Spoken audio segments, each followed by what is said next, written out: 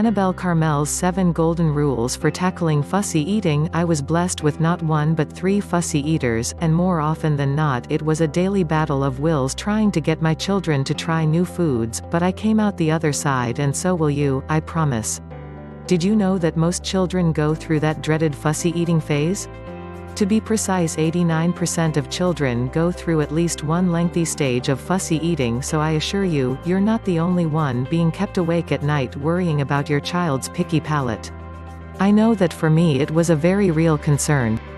I was blessed with not one but 3 fussy eaters, and more often than not it was a daily battle of wills trying to get my children to try new foods, but I came out the other side, and so will you, I promise. Why does it happen? There is evidence that food fussiness is genetically determined to an extent. But whatever the reasoning behind it, how you deal with the situation will considerably impact their eating habits now, and more importantly, in the future. We conducted some research here in the UK which showed that household kitchens are turning into cafes, with a third of parents preparing up to 49 meals a week to suit their family's fussy habits. But by only giving them the foods they enjoy, you will simply escalate their fussiness and deprive them of the essential nutrients they need to grow and develop. Have you got your own fussy eater at home? Try out these finger-licking recipes they won't be able to resist. Plus, check out these hidden veggie recipes to sneak some goodness into their diet. Patience is key. I always think it is important to note that patience is key when tackling fussy eating, as your baby or child may need to try a new food as many as 10 to 15 times before they are willing to accept it, and parents are often shocked and put at ease when they hear this stat. More often than not it's toddlers who get picky about food, and this is because, at around 18 months, but often sooner, they start trying to assert their growing sense of independence. Unfortunately, food is one of the easiest ways for them to take control. When they reject the meal you've lovingly cooked up in the kitchen, they feel like they are in charge, and very quickly realize they enjoy this feeling.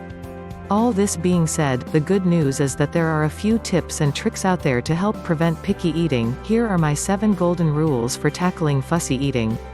7 Golden Rules. Healthy swaps. We've all been there when they insist on only liking a small handful of fail-safe favorites, which are often less than healthy. But you can very easily recreate some healthy versions of your own. For example, use good quality lean meat for burgers or make homemade fish fingers.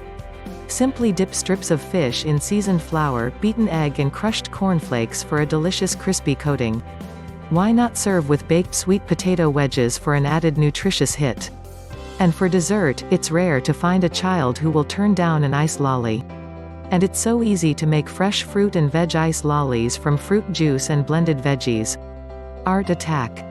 Children eat with their eyes, so without taking up too much more of your precious time, try to make their meals look as good as they taste. It can be as simple as mini portions in ramekins, or threading salad or bite-sized pieces of fruit onto straws to make nutritious lollipops. Anything that might get them intrigued to try new foods is a positive. Introducing some hands-on fun to mealtimes is also a great tactic to get your child to try new foods that they would usually shun. Lay out bowls of ingredients and get the kids assembling foods such as quesadillas and animal face bagels, or topping their own polenta pizzas. Peer-to-peer learning. Children learn from other children, so, if you have friends with older kids who are past this picky eating stage and tuck into whatever is on offer, invite them round. Post-nursery or after-school play dates can be a fantastic tool in tackling fussy eating. Simply by watching other children eating the food on offer, your fussy eating tot will be motivated to try it themselves. Try new healthy nutritious foods with them. Not only are you setting a good example, but it gives kids an opportunity to ask questions and learn about what you're eating. Children are so impressionable, they'll want what the grown-ups are having. Kids in the kitchen. It's amazing how being involved in the planning and preparation of a meal can stimulate a child's appetite, and you'll stand a good chance of instilling a love of good, healthy food when preparing simple meals together from scratch. Try a simple savory muffin, flapjack, banana bread, or a quick and easy frittata recipe with lots of tasty toppings. It also gives your mini helper the chance to ask questions, and we know that where kids are involved, there will be questions aplenty. So embrace it and feed that thirst for knowledge. Simple rewards. Sticker rewards just for trying new things and tasting them can be really effective. If they even attempt to try something rather than ignore it, they should be rewarded. Hidden veggies. If your child is fussy with vegetables, create recipes that vegetables can be blended into, such as a tomato and vegetable sauce for pasta or mashed potato with carrot. What children can't see, they can't pick out. Hide your frustrations. I realize this is easier said than done, but try to hide any frustrations, and instead give them lots of praise when they eat well or try something new, but just don't over-egg it. Yes, this may mean that you have to ignore some of their bad behaviors and instead focus your attention on their good behavior, but by doing this, mealtimes are likely to be less stressful and more enjoyable. They will soon find there's not much point making a fuss if you don't react. Don't forget, a hungry child is a less fussy child, so sometimes it's best to let them go and play rather than turning mealtimes into a battleground. I promise that they will soon be back when their tummies start grumbling.